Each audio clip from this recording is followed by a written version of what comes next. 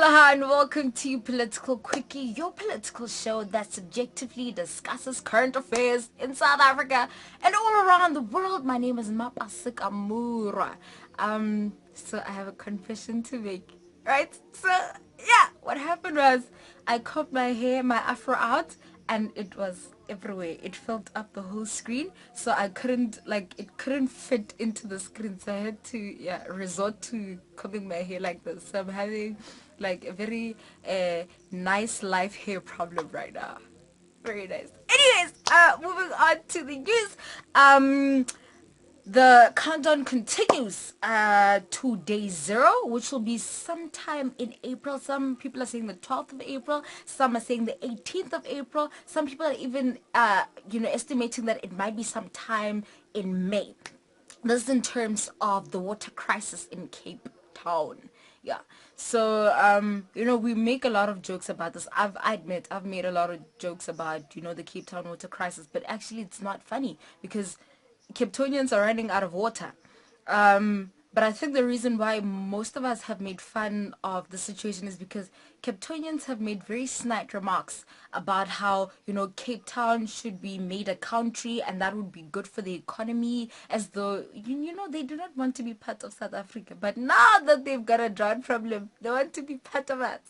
But no, you are welcome. You're welcome.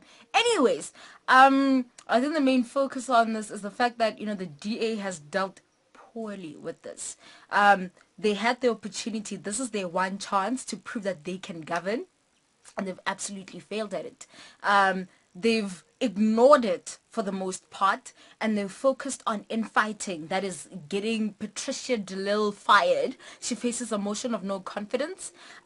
They've focused on the ANC and if Zuma's gonna get impeached, which is amazing. We want him to go, but DA, you have a problem here in the Western Cape. And instead of governing, you're busy focusing on what other people are not doing right. Just to show actually you wouldn't be so different from the ANC if you were to rule. With that being said, the Eastern Cape is also facing a water crisis. So it's not just a Western Cape problem, but it's actually, it seems to be a deeper, drought issue within South Africa. You know what? The immediate solution right now, if government can't come up with anything, would be to privatize water supply temporarily until they can figure out how to, supply water again as a government. Or they could just evacuate Cape Townians and, scatter them around South Africa. But then also there is a very large number of Cape Townians with a lot of money, so they can take matters into their own hands and actually, move wherever they want to move. But I think the long-term solution to this drought problem would be to find a way to make seawater consumable. I mean, that would solve a lot of our problems. It's a lot of water.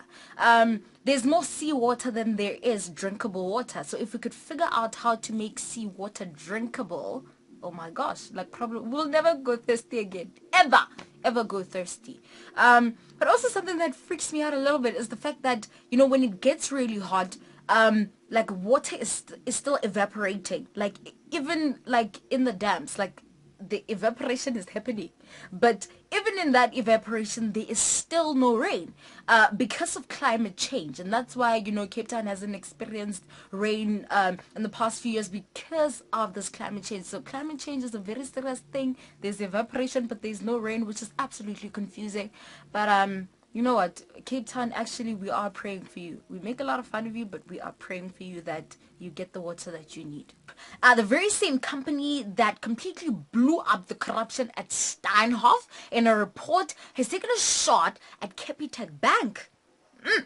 It's called Capitec Bank, a wolf in sheep's clothing, and says that Capitec is actually a loan shark that's posing as a microfinance lender. It's called on the South African Reserve Bank as well as Melusi Gigaba, the finance minister, to put it under curatorship. What? What is going on? What is going on?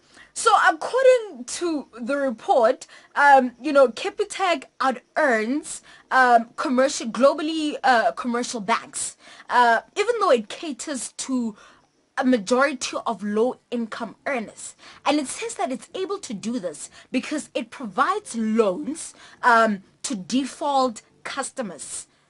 In simple English, they've been providing loans, according to the report, to people who don't qualify for those loans.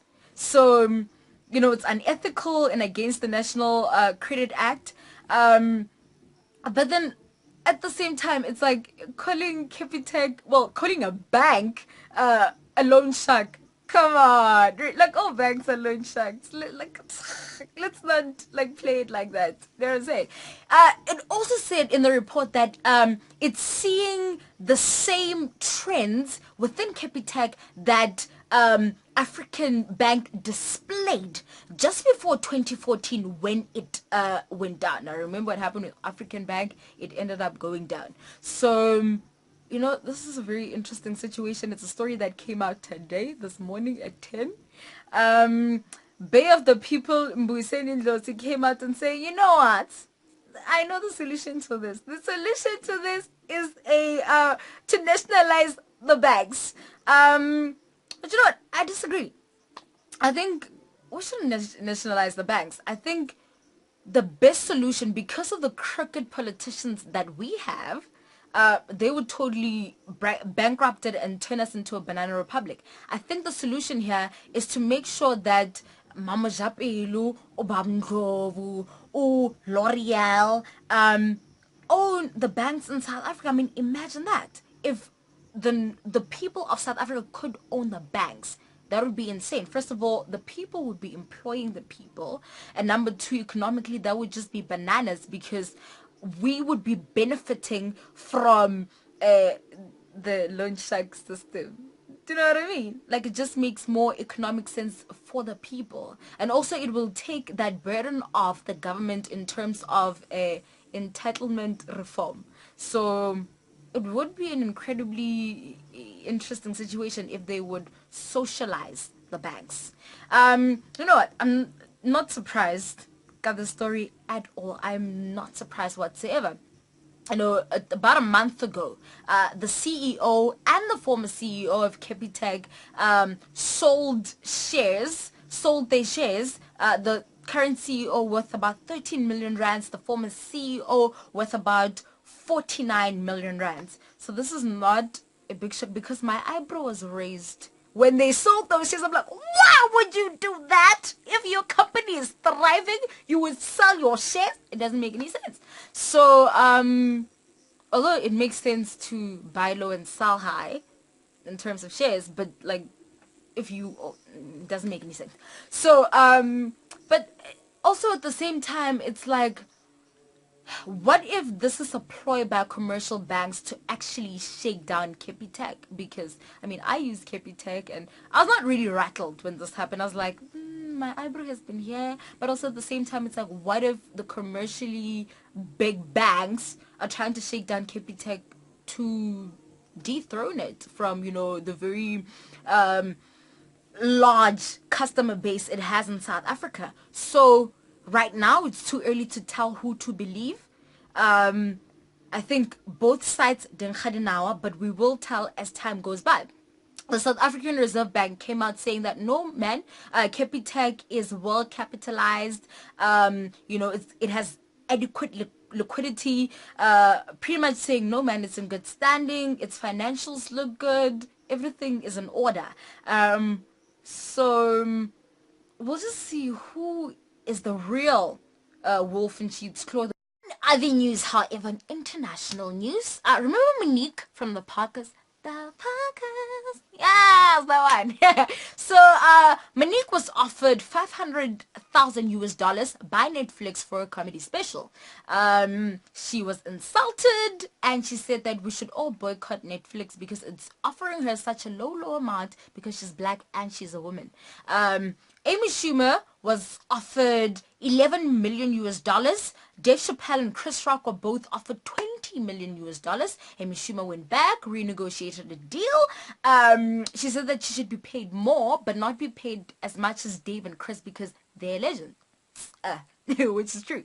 But you know what? I do agree with Monique. This is crazy. A lot of people are coming out and saying, no man, actually the story goes deeper. She was offered 3 million and then it landed at 500,000 US. It doesn't matter. The fact that even if it was 3 million US, that's crazy.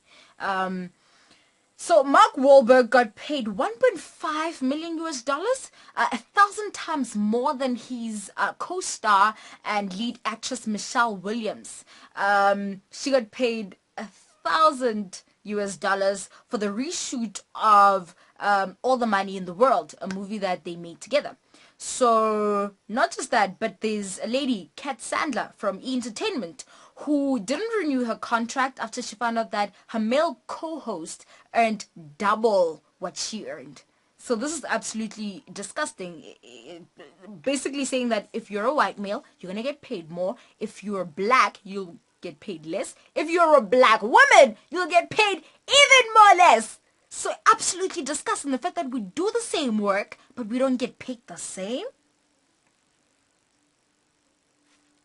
It doesn't make any sense to me. But you know what? I think this is how we can start, right? Make a lot of noise, but also, like, you guys who are working, you can just go and ask your counterparts, your colleagues, like, how much are you earning? Ask them, how much are you earning? And then once you hear how much they earn, if they earn more and they are males, then, hey, you decide what to do with that information. Like protest, you know? I don't know. Do something. On the side note, on the side, I want to talk about progress today.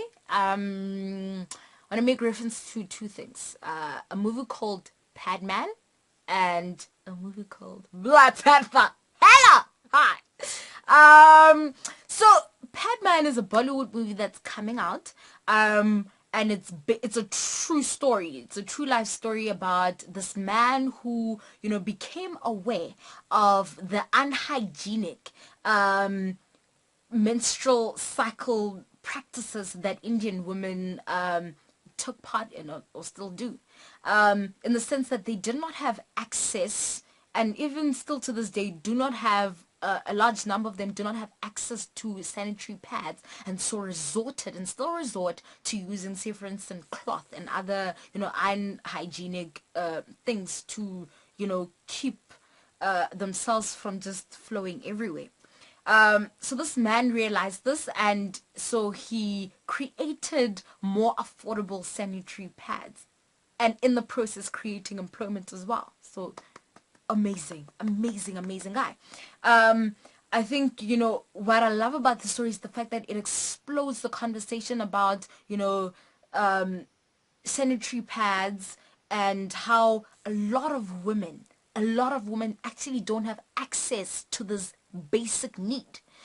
You know, there's been a conversation in South Africa about how, you know, the government should stop issuing out condoms and instead issue free sanitary pads, which I agree, yes. I think they should issue out both, because we've got this HIV problem, but also what's bigger than that is the fact that, you know, without even choosing, women have the, you know, menstrual cycle every single month, and there's a large number of them who don't have access to sanitary pads. It's crazy.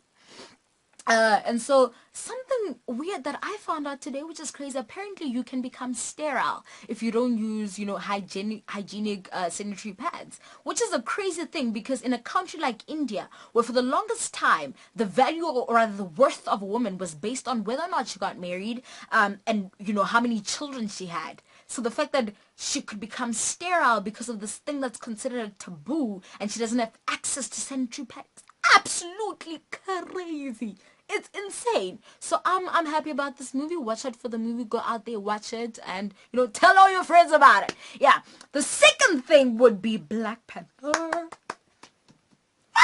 Black Panther. Yeah, so excited. Coming out on the 16th of Feb in South Africa. So this is like the first Marvel, you know, superhero black movie. Well, most of 90% of the cast is black. This is just something, you know, for our culture that is insane crazy. a lot of people are arguing the fact that, but we don't own the content. So actually, we're not making money. A friend of mine went as far as saying, black people are just making more money for white people who own the content, which is true. I agree. But, however, I feel like the fact that we can have a black cultured movie on such an international scale, our stories being told, amazing. That's a step in the right direction, and I think that's what we need to look at. I think from this step we can look at us owning that content, telling our own stories, which is important, because the fact that in 2018 only now the first black superhero, are you kidding me? I mean, that's, but you know what? It's fine. It's fine. I feel like it's the first step in the right direction, and that's what we need to focus on. Hence, we need to support it and protect it to some extent. I just hope that, directors, producers, movie makers in general, from this, black movie makers, can create content on an international scale like this. And we can just continue to be proud of our stories. Yes. Oh my gosh, this is a very episode of Political Cookie, but I love you guys. You're awesome. Use your talents to serve humanity. Please subscribe. Please tell your friends about the show. It's amazing. Yes. From next week, we're gonna start a series about how we young people on the ground can actually contribute to the economy of South Africa, to the economy of Africa. We can practically do that without, to some extent, the help of government. We ourselves, what is our responsibility? What is our purpose in terms of building our economy and making Africa a developed superpower? How do we do that? Starting literally practical solutions where we can start today or tomorrow, not a far away situation where we can never ever really get to. But yeah, I will see you guys next week. I love you.